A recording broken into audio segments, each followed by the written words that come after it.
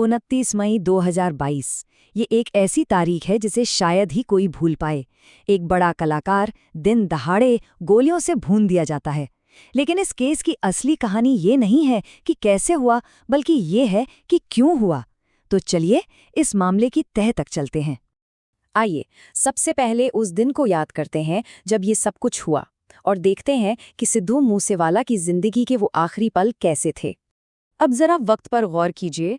शाम के 4:30 बजे सिद्धू अपनी थार गाड़ी लेकर घर से निकलते हैं और ठीक 55 मिनट बाद 5:15 बजे जवाहर के गांव के पास उन पर हमला हो जाता है।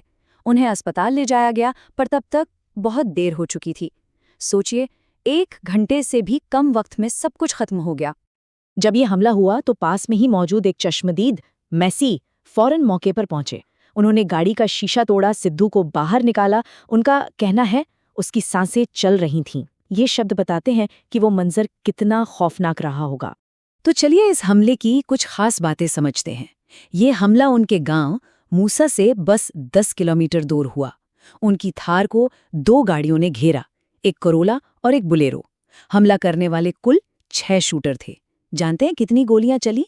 करीब 30 राउंड, और उनमें से 19 सीधे सिद्धू को लगी। गाड़ी में जो 2 लोग और थे वो भी घायल हुए। पोस्टमार्टम रिपोर्ट ने तो ये भी बताया कि गोली लगने के 15 मिनट के अंदर ही उनकी मौत हो गई थी। अब आता है सबसे बड़ा सवाल, आखिर ये सब क्यों हुआ? पुलिस की माने तो इसका सीधा सीधा मकसद था गैंग्स की आपसी दुश्मनी का बदला लेना। और इस बदले की कहानी की जो जड़ है वो जुड़ी है विक्की मिड्डू खेड़ा से। 33 साल का विक्की अकाली दल का एक युवा नेता था, लेकिन इससे भी बड़ी बात, वो गैंगस्टर लॉरेंस बिश्नोई का बहुत करीबी था, मतलब भाई जैसा। और 7 अगस्त 2021 को विक्की का मर्डर हो गया था। तो अब इस पूरी साजिश की कड़ियां जोड़ते हैं। देखिए, सबसे पहले विक्की मिड्डू खेड़ा की हत्या हुई। उसके शूटरों ने शगनप्रीत सिंह का नाम लिया।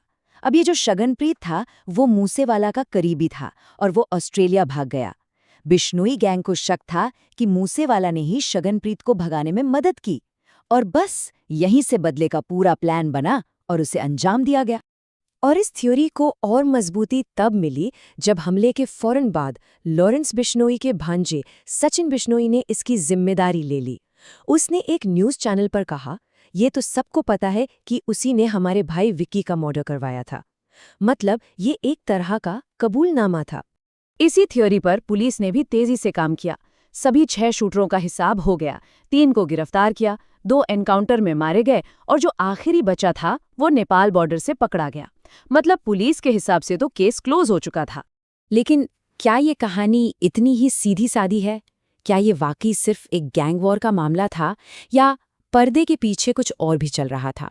क्योंकि एक दूसरी थ्योरी भी है जिस पर मूसेवाला का परिवार और उनके चाहने वाले यकीन करते हैं, और वो है एक राजनीतिक साजिश की थ्योरी। ये समझना जरूरी है कि सिद्धू मूसेवाला सिर्फ एक सिंगर नहीं थे, वो पॉलिटिक्स में भी आ चुके थे। 2021 में उन्होंने कांग्रेस पार्टी ज्वाइन की, फिर 2022 में मनसा जिले से चुनाव भी लड़ा। हालांकि वो आम आदमी पार्टी के कैंडिडेट से हार गए थे। और यहीं से कहानी में एक बहुत बड़ा ट्विस्ट आता है, उनकी सिक्योरिटी का। जब कांग्रेस की सरकार थी तो उनके पास अच्छी खासी सिक्योरिटी थी, लेकिन जैसे ही नई एएपी सरकार आई, उनके गार्ड्स 8 से घटाकर 4 कर दिए गए। और फिर हमले से बस कुछ ही दिन पहले ये सिक्योरिटी और कम करके सिर्फ 2 गार्ड्स की कर दी गई। और हमले वाले दिन तो वो 2 गार्ड्स भी उनके साथ नहीं थे। हुआ ये कि सिद्धू उस दिन अपनी बुलेट प्रूफ गाड़ी की जगह अपनी पर्सनल थार चला रहे थे, और उसमें उन 2 गार्ड्स के बैठने की जगह नहीं थी। बस यही एक फैसला उन्हें पूरी तरह से अकेला और असुरक्षित कर गया। तो अब हमारे सामने 2 बिल्कुल अलग अलग थ्योरीज हैं। एक तरफ है पुलिस का वर्जन कि ये विक्की मिड्डू खेड़ा की हत्या का सीधा बदला था। दूसरी तरफ है परिवार की बात कि एक सोची समझी साजिश थी।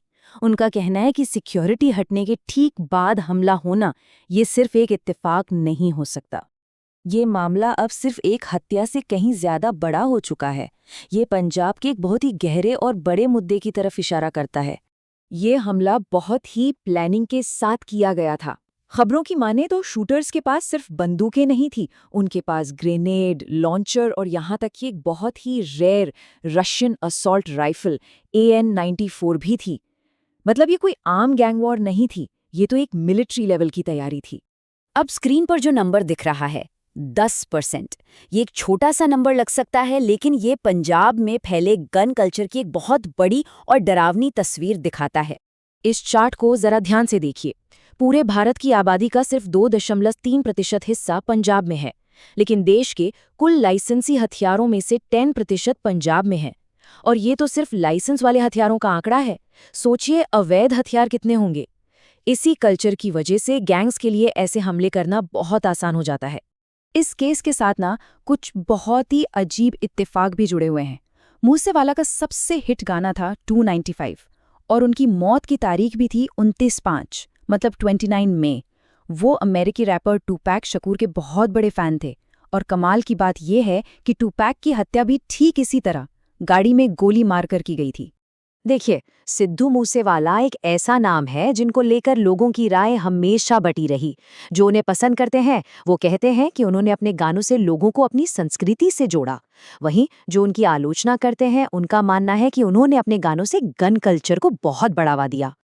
तो आखिर में एक ही सवाल बचता है, सिद्धू मूसेवाला का ये केस पंजाब में म्यूजिक, क्राइम और पॉलिटिक्स के खतरनाक गठजोड़ के बारे में आखिर क्या बताता है?